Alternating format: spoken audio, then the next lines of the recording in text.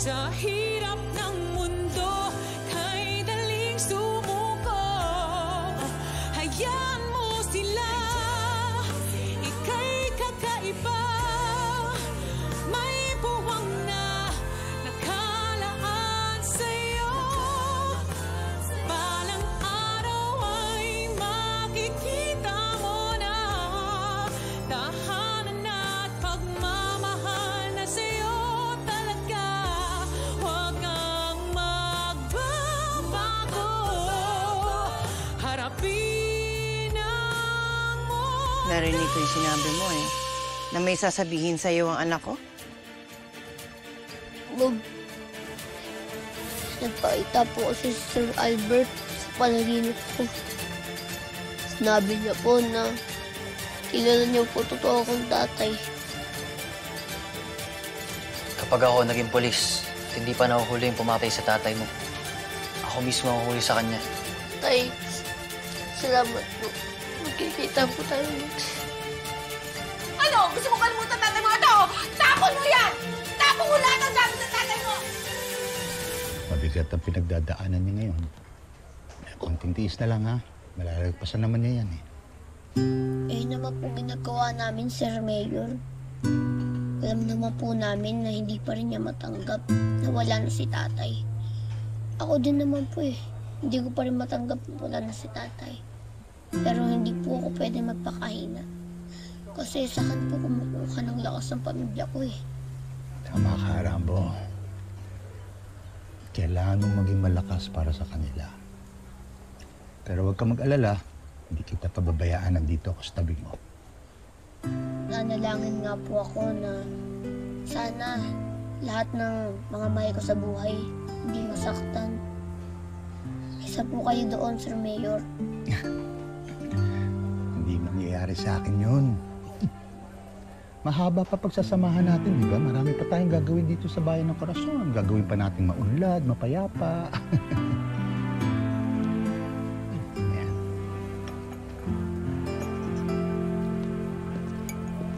Ayan. Kain na.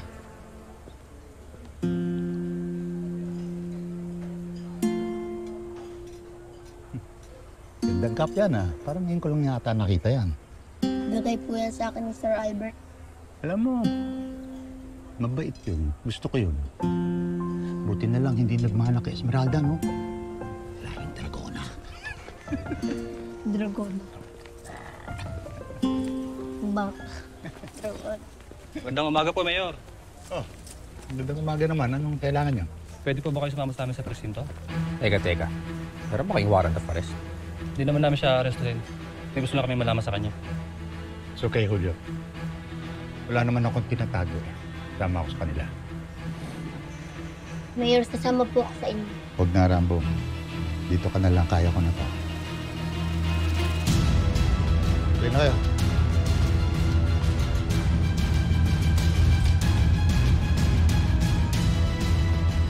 I was at home during those hours. May mga tao po bang pwede makapagsabi na sa bahay kayo ng mga oras na yun? Hindi lang mga tao. I was in a Zoom meeting ng mga oras na yun. Mapapakita ko kung anong oras at kung anong araw na nandun ako. It was a recorded meeting. Magkalaban kayo sa politika ni Cobb Esmeralda Vergara, hindi po ba? That was a long time ago. Kung gano'n pa rin ang tingin niya sa akin, hindi ko na problema yan. Pwede bang ako naman ang magtanong? Yun lang bang kaso ni Albert Vergara ang iniimbestigahan ninyo? Paano na yung kay Gregory Agapito? Iniimbestigahan din po namin yun pero wala pa kami makuhang din. Hindi ko ba naisip na baka may kinalaman ang pagkamatay nila sa isa't isa? Classified info pang aming investigasyon. Hindi ko po kayo pwede sagutin. May tatanong ka pa ba?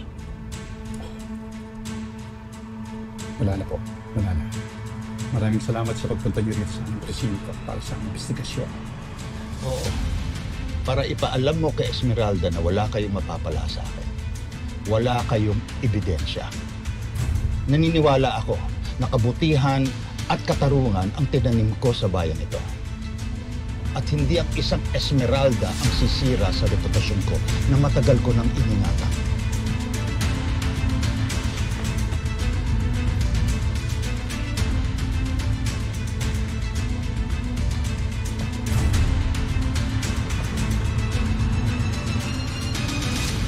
Nasaan na kaya si Sir Eduardo?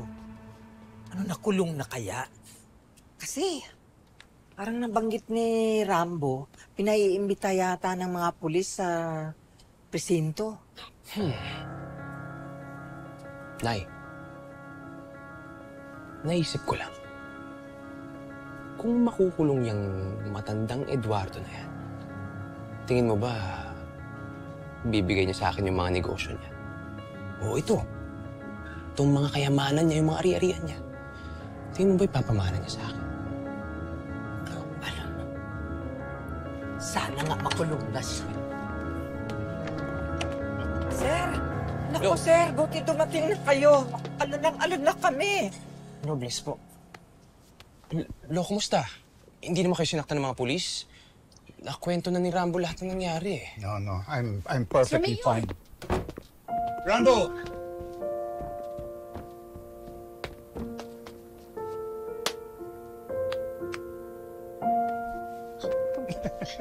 Buti na po, nakauwi na po kayo.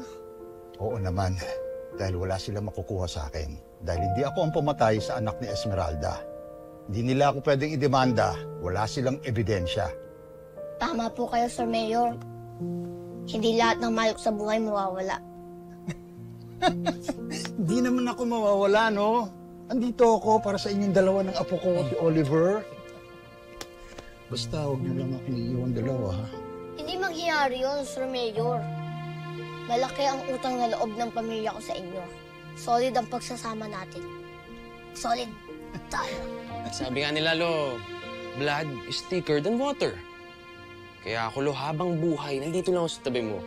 Ewan ko dito kay Rambo. Baka balang araw, iiwan ka din yan.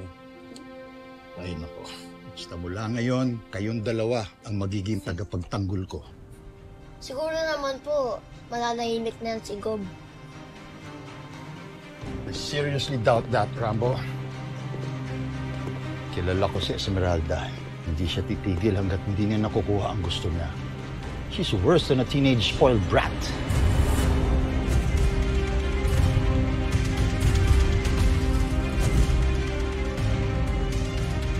What? Hindi mo kinulong si Eduardo? Ano ka ba naman, Vasquez? Wala kang silbi. Hindi po ganun kadali yun. Ako mapuputukan. Hindi ganun klaseng tao si Mr. Malaki. May pangil din po yun. So mas takot ka sa kanya kesa sa akin. Wala akong makita ebidensya ko para damputin siya.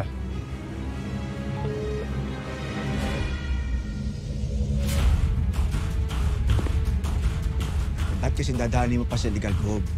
Pwede naman nating pa-riding in tandem yan. Ano yun, Rigor? Ha?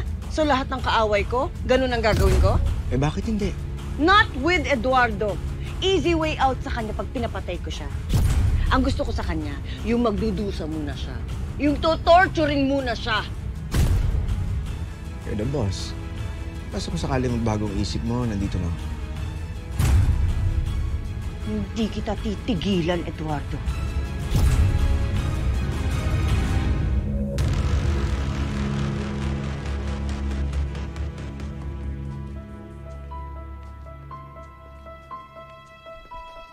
Rambo? Gob, magandang araw po. Pwede ba makita tong cap mo? Sige po.